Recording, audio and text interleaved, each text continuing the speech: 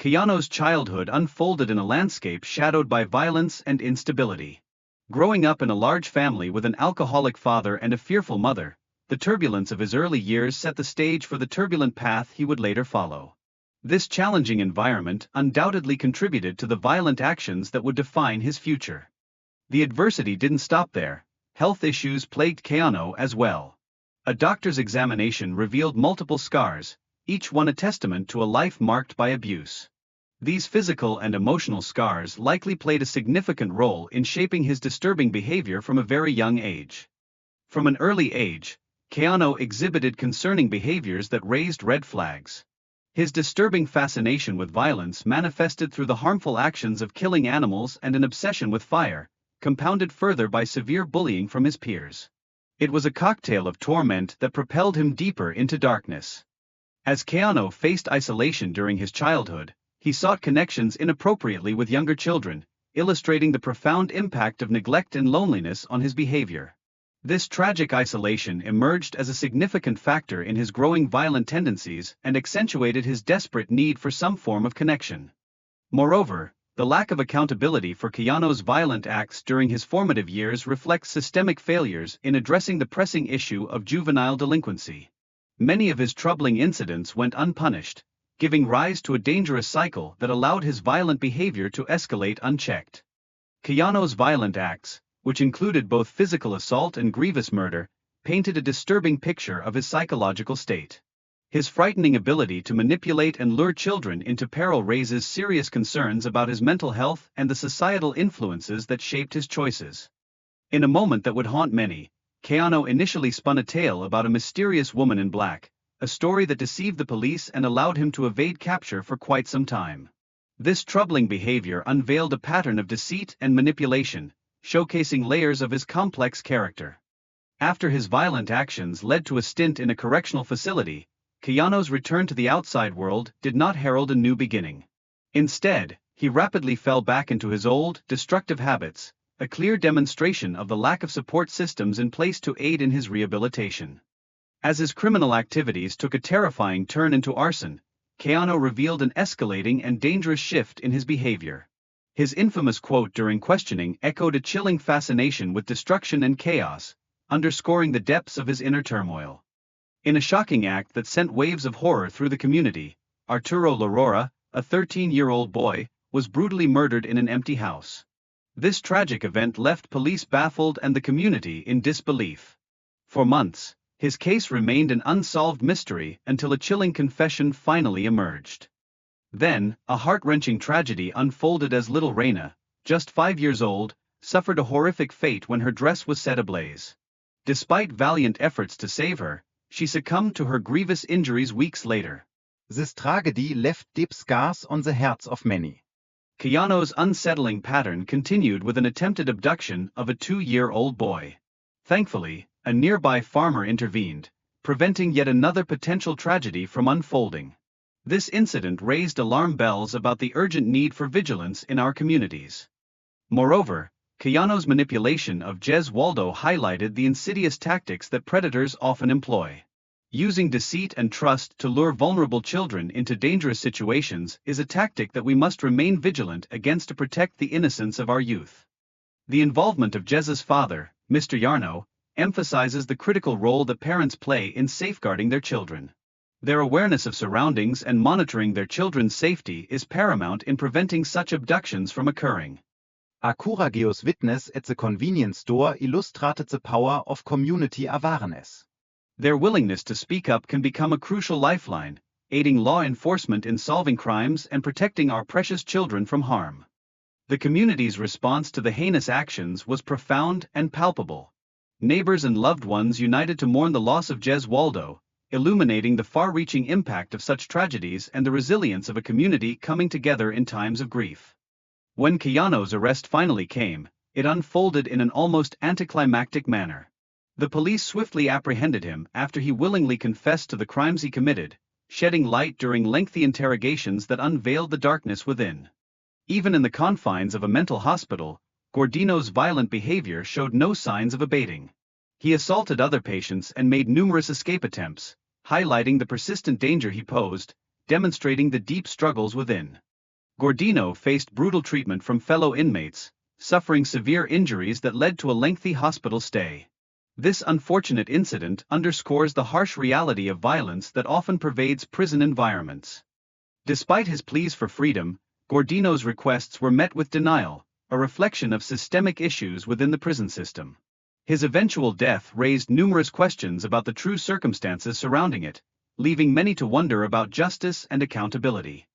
The unsettling discovery of Godino's missing bones during the prison's closure brings forth eerie questions about the respect afforded to the deceased. Such bizarre rumors contribute to the dark and twisted history of the prison, leaving a haunting legacy behind. Cayetano Godino became the youngest serial killer in world history at just 9 years old, with 4 victims and 7 more attempted murder cases to his name. How did this tiny boy pull it off? It began when he lit buildings on fire because, according to him, it's nice to see firemen fall into the fire. Authorities even caught him mistreating a body much younger than him, but just sent him home. The unpunished crime ignited a 7-year murder spree. This is the case of Cayetano Godino. Cayetano Santos Godino's story begins in Buenos Aires, Argentina. He was born into a large family, one of 8 children. His parents, Fiore Godino and Lucia Rufo, were Italian immigrants. They came to Argentina seeking a better life. Cayetano's father soon succumbed to alcoholism and became known for his violent temper and iron fists. Lucia, Cayetano's mother, also lived in fear of her husband and could not protect herself or her children from harm. In this environment, young Cayetano grew up witnessing and experiencing violence firsthand. Cayetano also suffered from significant health issues. His father had contracted syphilis before Cayetano was born, which led to serious health issues during his childhood. Later in his life, a doctor's examination would reveal 27 scars on his head alone. He claimed that each of these scars was a result of beating from his alcoholic brother and father. From a young age, Cayetano began to exhibit deeply concerning behavior. He found pleasure in killing small animals, and he was mesmerized by the destructive beauty of fire. His fascination with violence and general disinterest in education led him to move from school to school. Despite all the schools he went to, he was never taught how to read. Cayetano was also severely bullied. His big ears, small stature, combined with his odd proportions, as well as his inability to read and write, made him a target among his peers. The bullying and exclusion from other children his age was constant, adding to his sense of isolation and encouraging him to spend much more time with younger children. And since most grown-ups overlooked him, he had no problem gaining the trust of little ones with the promise of play or candy in the future. In 1904, at just 8 years old, he committed his first known assault. Miguel de Paoli, a toddler who wasn't yet 2 years old. Cayetano dragged Miguel into a field, where he brutally assaulted him and then callously threw him into a patch of bushes. A policeman passing by witnessed the shocking scene and intervened. He took both children to the police station, where their anxious mothers later picked them up. There was no follow-up. The following year, Cayetano attempted to kill an 18-month girl named Anna by throwing stones at her. A police officer also witnessed this incident and took Cayetano and Anna to the police station. Due to his young age, Cayetano was again released. In 1906, at just 9 years old, Cayetano committed his first murder. Godino tried to choke Maria Rosa, but found that he was too physically weak to end her life on his own. When she didn't die, he did something unspeakable. He buried her alive, hiding her body under some cans. Although her parents filed a missing persons report, authorities had no idea about Maria Rosa's fate until Cayetano's later confession. The police did attempt to retrieve her body once they learned of the murder, but found that a 2-story home had been built over her bones the years since her death. At the time, there was a law banning people from pleasuring themselves in the privacy of their own homes. As invasive as that was, Cayetano's parents used this law as an excuse to get the police to take him off their hands for a few months, claiming that they caught him in the act. He returned home from the facility he was being kept in, and seemed to lay low for the next few years. But on September 9, 1908, he went back to his pattern of violence. Cayetano convinced Severino Gonzalez, age 2, to go with him with the promise of candy and treats. He lured the 2-year-old into an abandoned warehouse, where he proceeded to drown the little boy in a horse trough. The owner of the building happened to be nearby, and he heard a struggle. He found the two boys, both wet, with the little one half dead in the large trough. But Cayetano talked his way out of it by claiming a mysterious woman in black had been there. According to Cayetano's story, he had gotten there in the nick of time, scared off the violent woman, and saved the toddler from certain death. The police were called, and he gave them the same story. They seemed to believe him, and they let him go. Then, 6 days later, he burned the eyelids off a 22-month-old with a cigarette. The screams of the child brought his mother running, but Cayetano took off and was gone by the time the mother reached the child. He was never officially caught, but rumors began to spread about his involvement with the random acts of violence toward toddlers in the area. At this point, his parents had had enough. They didn't believe his stories about the mysterious woman in black going around terrorizing small children, and they had previously found a small box underneath Cayetano's bed full of dead family pets. So they brought him to the police station and begged them to help. The authorities sent him to the colony of Smaller Peace, where he endured brutal physical punishment and had to go through hard labor for 3 years. He came home just in time for Christmas on December 23rd, 1911. He had just turned 15.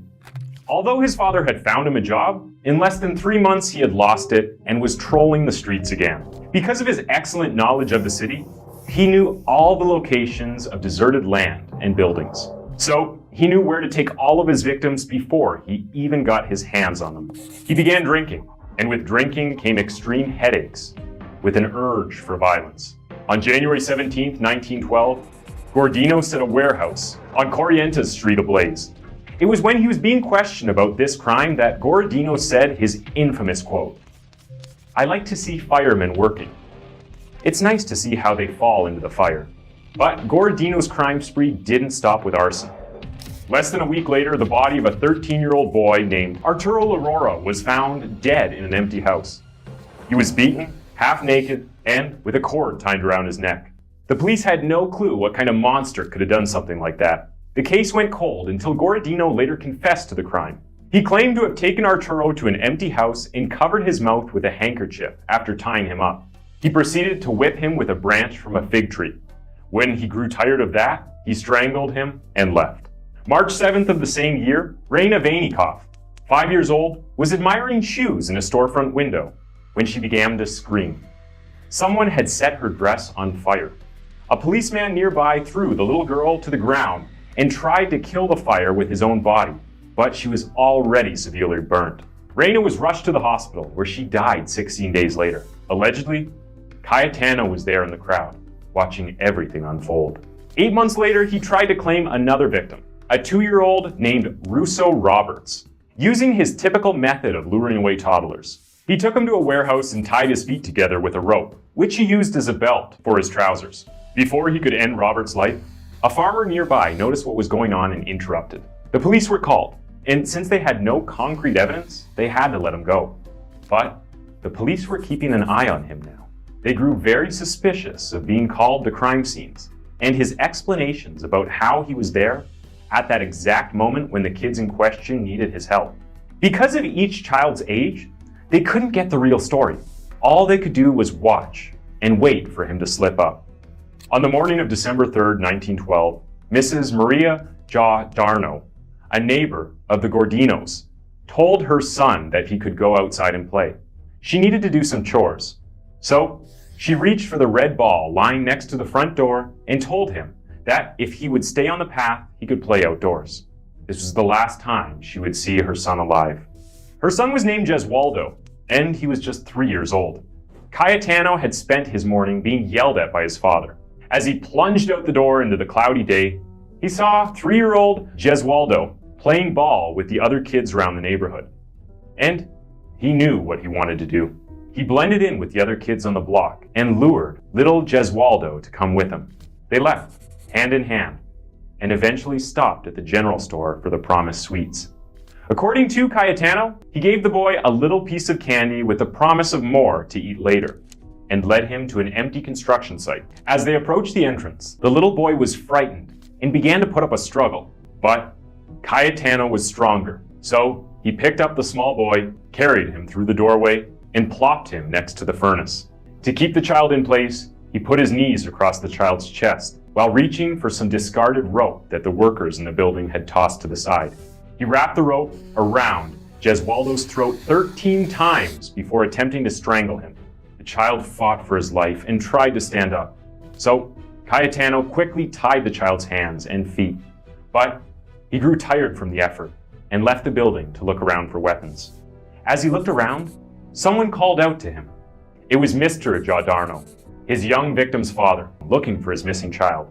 Cayetano quickly tried to lie and get Mr. Godino to leave the area, claiming that he had not seen young Gesualdo, but that the police should be contacted. So Godino left, and Cayetano grabbed a brick and nail and headed to finish what he had started. He lifted the brick as a hammer and drove the nail directly through the forehead of the dying boy. He looked at his handiwork for just a moment and covered his final victim with a piece of tin before running home. When Mr. Godino called the police, there was a witness this time to help him, and the police tied Cayetano to the crime. When Cayetano and Gesualdo had gone to the convenience store to buy candy, a woman working the cash register in the store took notice. When she later described the features of the strange boy with big ears and oddly long arms, walking around with little Gesualdo, Mr. Godino immediately knew where his son was. He led police back to the building where he had spoken earlier with Cayetano. Mr. Godino was the first to find the body of his son. The women of the community laid out Gesualdo's little body on a table in one of the rooms of his house. Many neighbors, friends, and loved ones came to pay their respects and to wait with the mourning parents. The police set up outposts around the victim's house that night, waiting and watching to see who came by. But Cayetano was used to blending in with the crowds, as he stole away and went inside to see his victim again. According to Cayetano's confession, he went up to where they had laid the child. Then, he went closer and, with his hand, pulled the face to see whether they had left the nail in his victim's head. He became very upset to see it gone. Early the next morning, the police surrounded his house and arrested Cayetano without any problems at all. Cayetano talked for many hours, eagerly telling them everything that he had done. They also found a newspaper article in his pocket. He had bought the newspaper the day before and cut the article out so he could look at it whenever he wanted. His sister also told the police about the blood she had found on his clothes when he arrived home after the murder. He was ultimately charged with 3 murders and 11 assaults. The public wanted blood. So many asked for him to receive the death penalty. But because Cayetano Godino was only 15 at the time, he was sent to a mental hospital for the next 2 years. While in this hospital, he assaulted and injured 2 patients, one in a wheelchair and another confined to his bed. He then made so many attempts to escape that the court found him competent to serve jail time, and he was sent to the National Penitentiary in Ushuaia. For the next 20 years, Cayetano Godino was never remorseful. He was a loner, prone to anger and violence, and his history of abusing children resulted in him being continuously assaulted by the other inmates. He never received any visitors or letters from his family. In 1933, he strangled a cat that was the prison mascot. The other inmates were so outraged that they brutally assaulted him, sending him to the hospital for over 2 weeks. In 1936, he requested his freedom and was denied. He was found dead in his cell on November 15, 1944. The official cause of death was reported as internal bleeding caused by a gastritis outbreak, but some wondered if he had actually been attacked and bled out slowly from the inside. Either way, he was buried in the prison cemetery. The prison itself closed down in 1947. As they dug up the graves of all the dead inmates, they found the bones of Cayetano missing. It was later rumored that someone had made a paperweight with one of his bones inside it and had given the odd gift to the last director of the prison. The prison is now a museum with wax figures of all the famous inmates it had ever had, Cayetano Godino included. Thanks for tuning in to Twisted Minds. That was the case of Cayetano Godino, and why don't you go ahead and click on one of the 2 videos on your screen for another one of our videos.